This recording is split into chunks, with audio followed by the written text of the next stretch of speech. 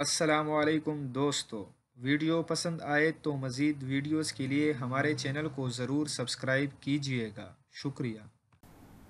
سعودی وزیر اطلاعات و نشریات ترکی الشبانہ نے جدہ کے عرب مال میں پہلے سعودی سینما برانڈ کا افتتاح کر دیا۔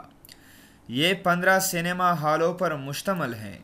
اس سے قبل جدہ میں ایک اور سینما گھر کھل چکا ہے۔ یہ مملکت بھر میں 7واں ہے۔ سعودی میڈیا کے مطابق وزیر اطلاعات نے صحافیوں سے گفتگو کرتے ہوئے کہا کہ بیحد خوش ہوں۔ خوشی کی بات یہ ہے کہ سینما گھر کی انتظامیہ 100% سعودی ہیں۔ آئندہ 2 سے 3 ہفتوں کے دوران اسی جیسے اور سینما گھروں کا افتتاح ہوگا۔ یہاں 157 سعودی کام کر رہے ہیں۔